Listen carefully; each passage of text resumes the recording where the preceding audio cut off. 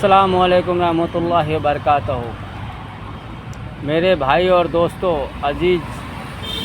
अजीज़म मेरी माँ और बहनें, आप लोगों से गुजारिश है कि इस बार आप लोग पतंग छाप पर ही वोट दीजिएगा। क्योंकि कहने का मिसाल ये है कि आप लोगों से इसलिए मैं दरख्वास्त करना चाहता हूँ कि इन लोगों ने हमको ठगने का काम किया, पहली बात। दूसरी बात यह है कि माँ बहन योजना जो ला रहे हैं, ये हमारी माँ बहन को बरगलाने की ज़रूरत कर रहा है। कोई 10,000 रुपये पर मंथ दे रहा है, वहीं पे कांग्रेस के पार्टी कोई कार्यकर्ता नहीं बल्कि कांग्रेस के अध्यक्ष कहती है कि मोदी जी ने 10,000 रुपया दिए तो हर महीने क्यों नहीं लागू किए। हमारे माँ बहनों से गुजारिश है कि उससे भी पूछो कि आप जो ये माँ बहन योजना ला रहे हो तो ये क्यों नहीं पहले ये योजना चालू करते हो। सरकार बने ना बने 2500 रुपया पर माह मिलेंगे, ये क्यों नहीं पूछते हो आप लोग। ये 2500 रुपये देकर कह रहे हैं कि हमारी सरकार बनेगी तो हम 2500 रुपया पर मंथ देंगे। बिल्कुल, अगर नहीं बनी तो ये सिर्फ़ एक सरकार और सत्ता में बैठने की इसकी ख्वाहिश है आरजेडी लोगों को, तेजस्वी यादव को। इसलिए इस चीज़ को वो 2500 रुपये का लालच देकर अपना वोट लेंगे। और अगर स्कीम दे भी दी तो 2 से 6 महीने पे स्कीम ख़त्म हो जाएगी, ये तो बिल्कुल तय बात है। अगर सरकार नहीं बनी तो वो भी चली जाएगी। तो मैं आप लोगों से गुजारिश कर रहा हूँ, सीमांचल वासियों से, आप लोग अपनी वोट को कीमती समझो। आपका वोट एक ताकत है, आपका वोट एक दिल्ली से लेकर बिहार के सरकार को बैठाने का काम करते हैं। मगर आप लोग सच्चे रहबर चुने और सच्चे लीडर चुने, जो आपके हित में बात करता है, जो आपकी कायद में बात करता है, जो आपकी ज़रूरतमंदों को बात करता है, उनको वोट दीजिए। बल्कि ये नहीं जो आपका वोट लेकर 5 साल तक वो गायब हो जाने वाले उन जैसे को वोट मत दीजिए। कोई कहता है कि असदुद्दीन अवैसी साहब कितने बार आते हैं, हर 5 साल में आते हैं। मेरे भाई दोस्तों बुज़ुर्गों, अख्तुल ईमान वहाँ का अध्यक्षक है। अध्यक्षक का मतलब वो पार्टी का आला कमान वो बिहार में वही संभालेगा। अगर किसी को टिकट देना हो, किसी से टिकट लेना हो, किसको पद देना हो, वो वही चुनेगा उस चीज़ को। वो अवैसी नहीं चुनेगा। अवैसी एक पार्टी है और उसका पूरा आला कमान बिहार में हमारे अख्तुल ईमान साहब के पास है। आज हमारे बिहार के अमोर विधानसभा में कुछ लोगों का ये कहना है कि बाहर वाला भगाओ, घर वाले में लाओ। घर वाले लेके तो आए थे, हम कौन से पहले बाहर वाले को वोट दे रहे थे? हम तो हमेशा घर वाले के ही वोट दिए थे। क्या हमारी बात कहीं सुनी? 1990 की नौजवान और 2005 के बीच में जो पैदाइश हुए, बताओ कितने गरीब का बच्चा पड़ा। वह उस समय 2005 से और 1990 के बीच किसकी सरकार थी?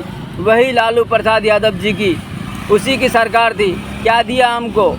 ना अच्छी शिक्षक मिली, ना कोई अच्छी स्कूल मिला है तो सिर्फ हमें, अगर हम तालीम मिली हैं तो अपने मकतब से लिए हैं, किसी सरकारी स्कूल से नहीं लिए हैं। ये सोचने वाली बात है। यह आरजेडी चाहे नीतीश कुमार चाहे जो भी हो पाटीदार, वो हमको कभी भी हमारे हित में बात नहीं करेगा। ना हमें हमारे बीच में कोई लीडर बनने की कोशिश कर रहा है तो उसको भी लीडर बनाने से दबेगा। आरजेडी के पार्टी प्रवक्ता जो भी है, वो तेजस्वी यादव जो अपने आप को मुख्यमंत्री बनने की घोषित कर रहा है, वो हमारे 4 विधायक को खरीद के क्या साबित किया? वो 5 साल विधायक बन गया। 17 माह के गठबंधन में सरकार चलाई। चाचा भतीजा, कभी भतीजा चाचा के ऊपर, कभी चाचा भतीजा के ऊपर। ये समस्या इन लोगों की। उन्हीं दोनों के बीच में दरमियान सरकार रहना चाहिए। क्या हमारे मुसलमान भाइयों या दलित भाई को अपनी हक नहीं है? उसकी कोई हक की बात नहीं कर रहा है। और वो क्या कर रहा है? समीकरण देंगे बिहार में। कौन सी समीकरण दे दी भाई? आज तक कोई समीकरण नहीं दिया हमें कहीं। अब हम लोगों को सिर्फ दरी बिछाने की काम किया और कुर्सी और झंडा उठाने का काम किया है। वही एक पार्टी है जो अवैसी साहब की, जो अख्तुल ईमान जो बिहार में लाए, मैं उसका बहुत बड़ा अगर शुक्रगुजार करूं तो कम है। उसको लाने के बाद हर व्यक्ति के अंदर एक जुनून और एक जज्बाती आया हुआ है। वो अपनी हक लेना जानता है। हम आप लोगों से पूछना चाहता हूँ, सही सही जवाब दीजिएगा। 2015 से पहले कौन ऐसा लीडर थे जो अपने कौन ऐसी ये वोटर थे तो अपने हक के लिए वोट दे रहे थे? सिर्फ एक ही मुद्दा था कि बीजेपी को हटाओ और आरजेडी को लाओ, कांग्रेस को लाओ, यही मुद्दा था। हमारे जब अक्सुल ईमान ने बैरिस्टर असदुद्दीन ओवैसी साहब को जब लाया बिहार में, जब अपनी पार्टी का परचम लहराया, तो सबसे पहले ये देखो 2020 में जब वो 20 कैंडिडेट खड़ा किया मगर वहाँ पे 5 विधायक जीता और हराया किसको? कांग्रेस को। हराया कौन? कांग्रेस को। और आरजेडी की जो बात कर रहे हैं लोग, आरजेडी की जो 4000 5000 की वोटर नहीं है, 4-5 हज़ार वोटर की औकात नहीं है, वो आज सरकार बनाने की बात कर रहा है। वही 5 बार के विधायक पूर्व जली मस्तान साहब को किसने हराया? पतंग छाप ने हराया। न तेजस्वी हरा सका, ना कभी जीडीओ नीतीश कुमार जी उसे हरा सका। पूर्व जली मस्तान साहब को एमएलए थे, 5 बार विधायक, उसको कोई हरा नहीं सका। और हमारे लीजिए बहादुरगंज विधानसभा से 4 बार के एमएलए तौसीफ साहब, उसको कांग्रेस से 4 बार जीत मिला मगर उसको हराने वाला कोई पैदा नहीं हुआ था। आरजेडी अपना कैंडिडेट खड़ा करता था मगर 5000 वोट में ही सिमट जाता था। वहाँ पे हराया किसने उसको? तौसीफ एमएलए साहब को कौन हराया? पतंग छाप ने हराया। ये ज़रा सोचो, पतंग की वो ताकत है, हर एक नौजवान पे नहीं, हमारे बड़े बुजुर्गों पे भी नाज है, हमारे माँ बहनों पर नाज है कि जब से पतंग आई हर औरत, महिला, मर्द बोलने, सीखने और अपना हक मांगने जान लिया है। यह है हमारी एक पतंग छाप की पहचान।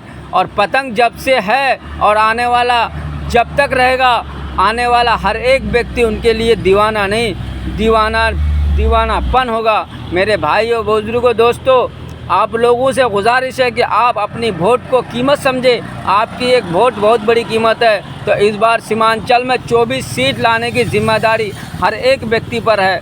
और ख़ास के मैं अमोर की बात कर रहा हूँ। कोई कहता है कि हमारे जली मस्तान साहब को टिकट देंगे तो नहीं, वो 1,30,000 अक्सुल ईमान जीत लेंगे। अरे मेरे फिर कोई ये भी कहता है कि अगर जली मस्तान को टिकट नहीं देंगे तो हम लोग पतंग छाप को वोट देंगे। ये भी कह रहे हैं। ऐसा भी नहीं है कि सिर्फ कोई जली मस्तान को टिकट नहीं देंगे तो दे देंगे तो 1,30,000 पार कर देगा अक्सुल ईमान। तो ये भी कह रहा है कि अगर जली मस्तान को टिकट नहीं दिया तो हम लोग अक्सुल ईमान को वोट करेंगे। अब बताओ किसको वोट दिया? टिकट दे कांग्रेस के अध्यक्ष, किसको आला कमान टिकट दे? जिसको भी टिकट देगा उसको हराने का काम हमारे बैरिस्टर असदुद्दीन ओवैसी साहब के तले बैनर के तरह अध्यक्ष अख्तरुल ईमान साहब काम करेगा। क्योंकि भाई उसने 5 साल में काम किया है, रोज़ लोगों को जगाया है, रोज़ विधानसभा में अपनी बात को रखा है, रोज़ अपनी रोज़मर्रे की घर द्वार छोड़ के अपने पटना में धरना प्रदर्शन किया है। हमारे सीमांचल में अगर पहला बार अगर 5 साल में कोई काम हुआ है वो है अमोर ब्लॉक में काम हुआ है। और कोई कहता दलाली बढ़ गई, कोई कहता है कि यहाँ पे ज़्यादा ही घूसपेटी है, ये ज़्यादा ही घूस ले रहा है, कोई बिना पैसे काम ही नहीं कर रहा। अरे मेरे भाई, उसको तो प्रूफ दीजिए। ये तो पहले से कारनामा है तो वो कितने लोगों को साफ करेगा? हाँ, जहाँ अगर मान ले बहुत बड़े गड्ढा हो गया तो उसको मिट्टी एक ट्रॉली से तो मिट्टी से नहीं दबेगा, उसके लिए कई ट्रॉली चाहिए। उसी तरह हमारे वर्तमान अख्तरुल ईमान साहब को कई बार जिता के देखो, अगर हमारे अमोर में काम नहीं कर रहा है तब बताना हम लोगों को। जितने भी लोग वोट दिया भाई, इससे बेहतर इस बार वोट देने वाला है इंशाअल्लाह। अस्सलामु अलैकुम रहमतुल्लाहि व बरकातहू।